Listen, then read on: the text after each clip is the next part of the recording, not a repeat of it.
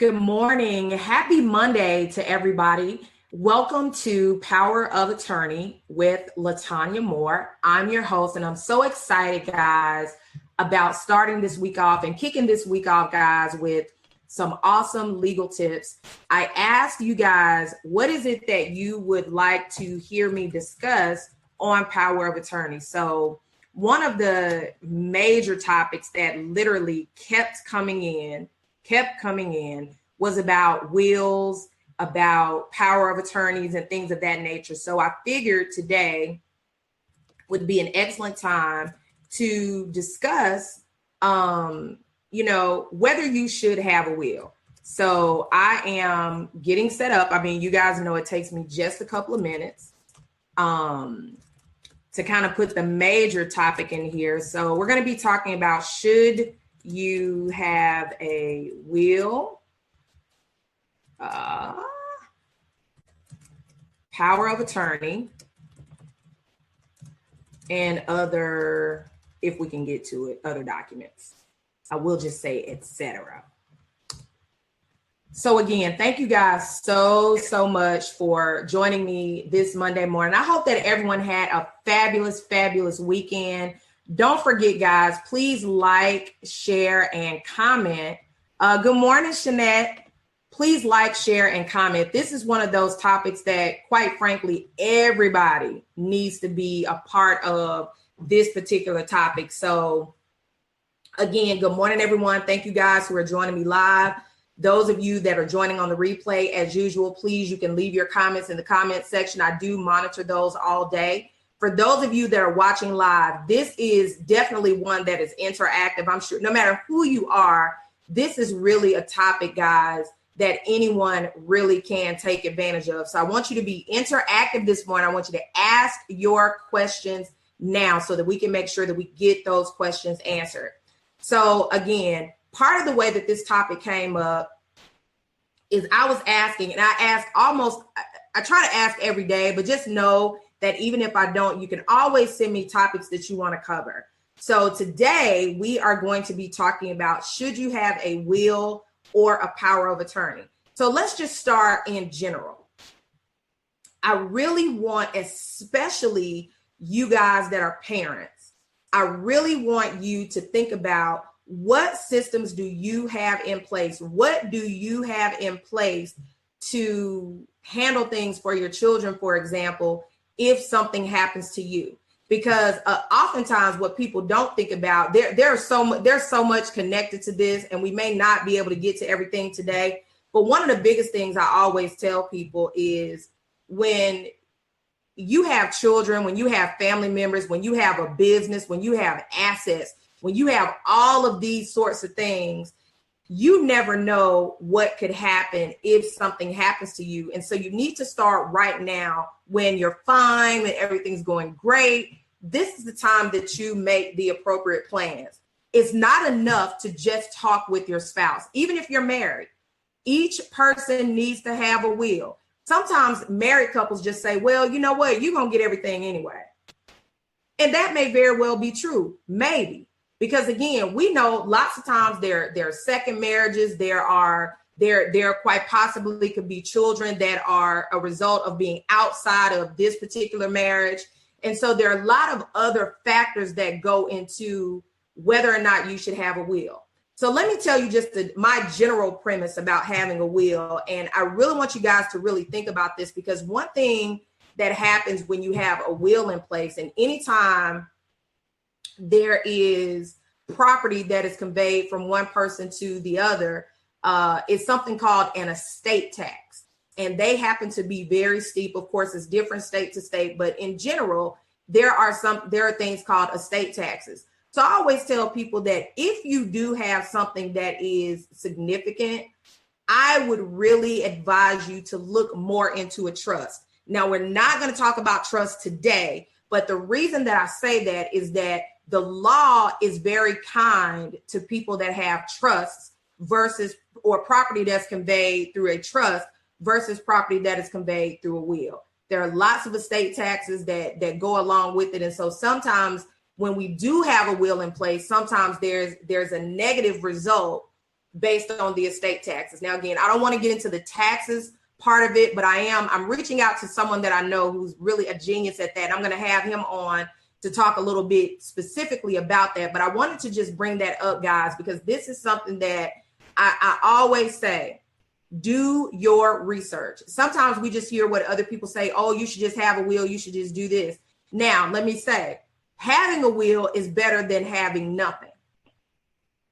Let me say that again. Having a will is better than having nothing. But just know that when you have a will and your will is probated and that property is conveyed from person to person, there's an estate tax that goes along with that. And again, we're going to have someone that is very, a lot more keen on the tax part, and they can answer your specific tax questions as it relates to that. But again, should you have a will? In theory, yes, but just know that you may also want to think about a trust, because oftentimes I know I see this where people feel like, well, I've already told everybody what I want to happen.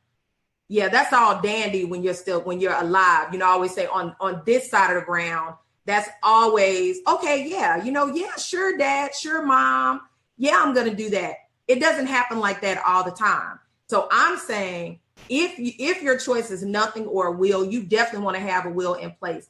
Even if you are married, even if you don't have the problem, let's say, or the situation of outside children, you definitely still want to have that will in place. Now, let me say this. You have to be on top of things, guys, because if your situation changes, right, if your desires change, then you need to make sure that you revoke the will that's in place and replace it with another will, or you may want to add to it by something called a codicil. And a codicil is basically an amendment to an already existing will, right? Look, Nina says, right, until money comes into play, everybody forgets what was said. Absolutely. Okay, what is not covered under a will? Very important that you understand this. Life insurance. Life insurance has nothing to do with the will. Life insurance money is not taxable as income. Okay, very vital, very, very important. Very, very important that you get that, because we see oftentimes where they'll have life insurance policies. I know people personally that they were married, they had life insurance policy, they got divorced, they remarried somebody else, the person dies. Guess who gets that life insurance? The original spouse, because that person never, ever, ever made a beneficiary change. That money never goes into the estate. That is not estate money. So again, that is why you have to understand all of these different things. Okay, if you don't have a will, for example, those of you that, let's say you work in corporate America and you're working for a company that has a 401k, some type of pension plan, or something of that nature. Again, we're not talking about life insurance, your last check, all of these things. Guess what? If you do not have a will in place, that money is not going to be released to you, period. So another tip, if you have not done this, literally do this today or do this week. If you work in corporate America, you want to make sure that you have designated beneficiaries for every single thing that you have, not just your life insurance, also your retirement plan, okay? Also your last check, all of those things. You can contact your HR. They can put those systems in place. Why am I going over all of these things with regards to a will? Because what I'm telling you is when you do these particular things, guess what? They fall outside of having to be covered by the will, which means they don't have to go into the estate, which means they are not subject to the estate taxes.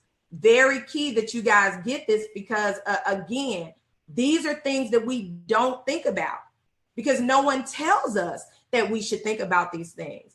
I could tell you the average person doesn't even have a beneficiary on their actual bank accounts.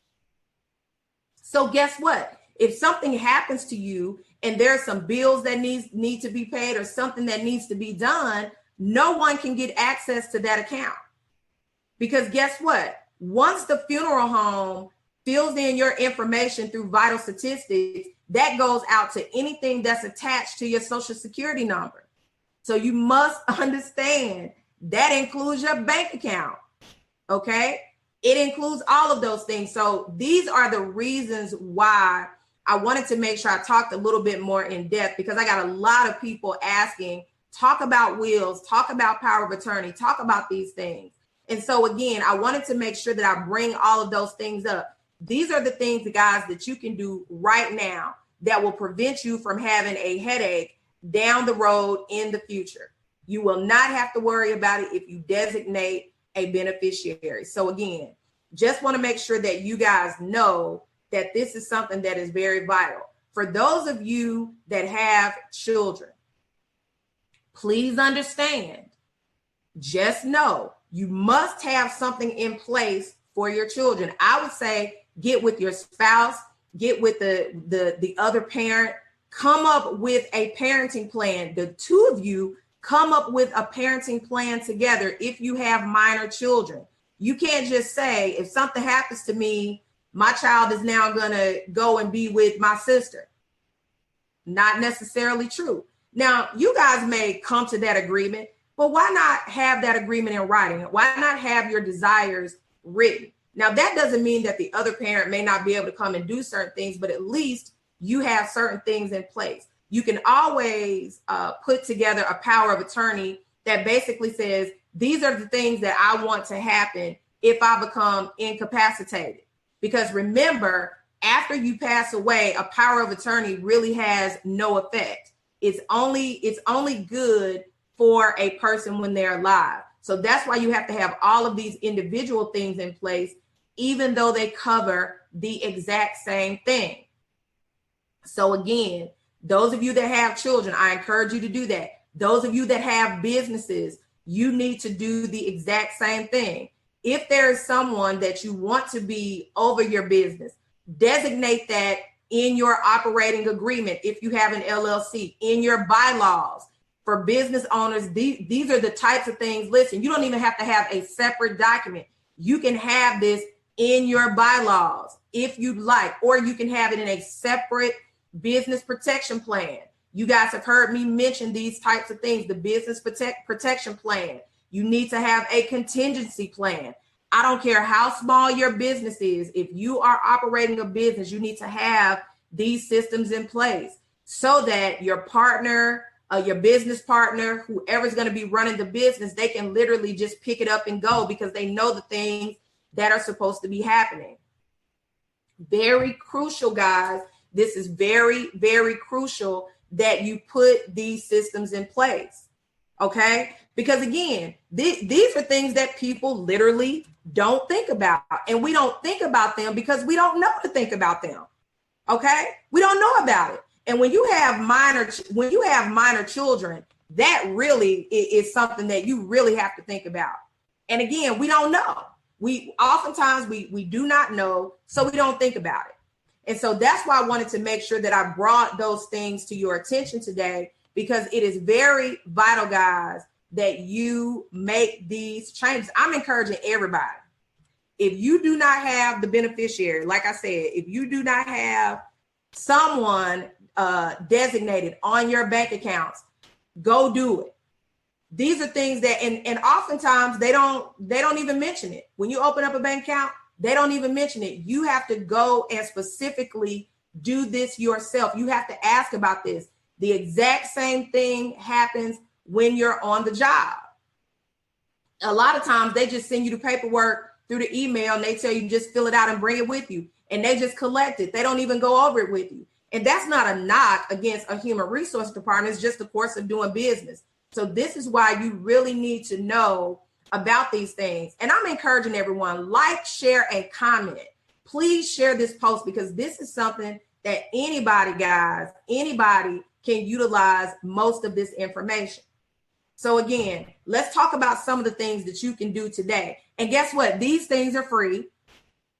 Make sure that any pool or pocket of money that you have, that there is a beneficiary designated for that money. If you have mutual funds, if you have